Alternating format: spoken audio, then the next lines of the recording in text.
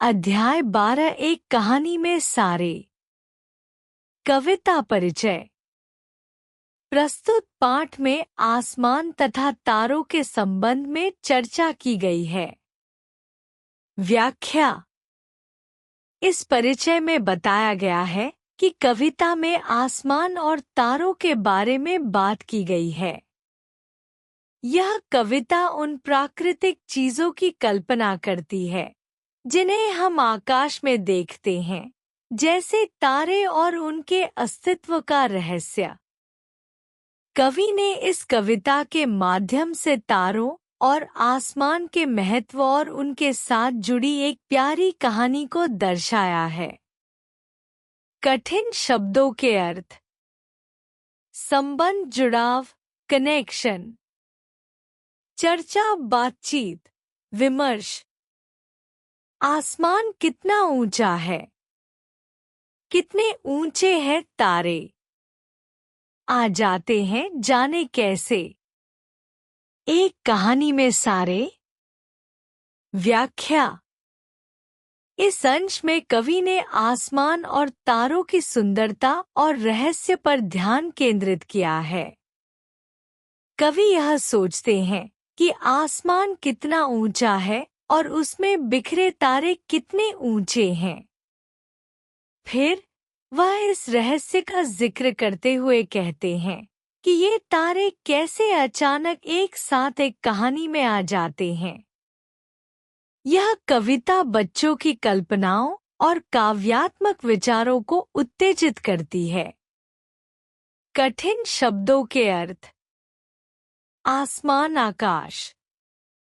ऊंचा, ऊंचाई में अधिक, बड़ा। तारे, आसमान में चमकते छोटे छोटे दीपक। कहानी एक कथा जो कल्पना या वास्तविकता पर आधारित हो सकती है। दोस्त अगर बन जाए तेरे।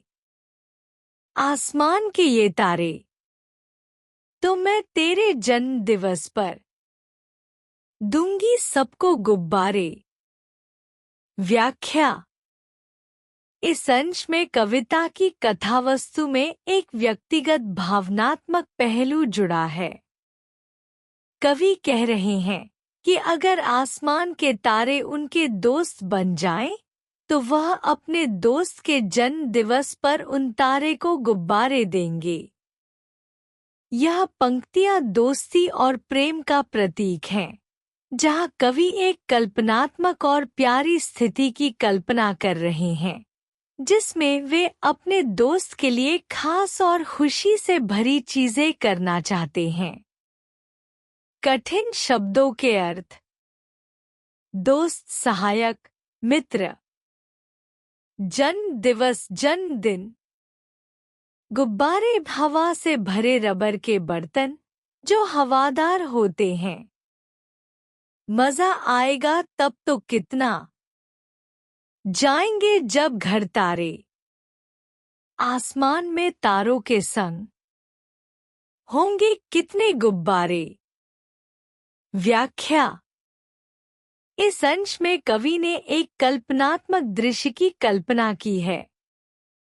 वह कहते हैं कि जब तारे उनके घर आएंगे तो कितना मजा आएगा। वह इस दृश्य की कल्पना करते हैं कि आसमान में तारे और गुब्बारे मिलकर एक सुंदर और खुशी से भरी स्थिति बनाएंगे।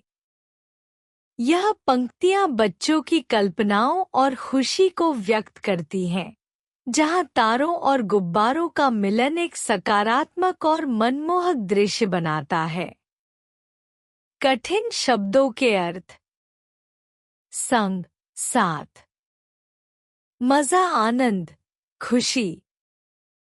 कल्पना, सोच या विचार जो वास्तविकता से परे हो। मगर कहाँ से ला पाओगी? माँ, इतने सारे गुब्बारे? बतला दूंगी, बतला दूंगी। जब आएंगे घर तारे। व्याख्या। इस अंश में एक प्यारा और कल्पनाशील संवाद दिखाया गया है। बच्ची अपनी माँ से सवाल करती है कि वह इतने सारे गुब्बारे कहाँ से लाएगी, क्योंकि वह चाहती है कि तारे उसके घर आएं।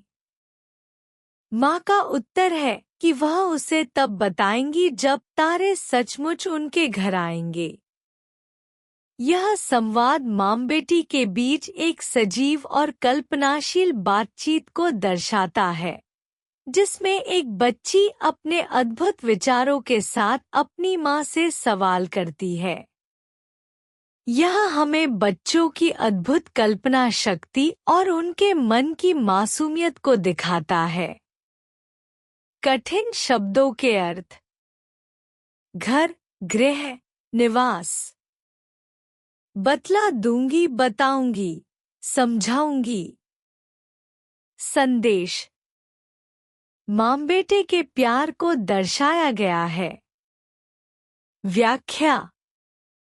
इस संदेश में यह बताया गया है कि कविता में माँ और बेटे के बीच का प्यार और स्नेह देखा जाता है।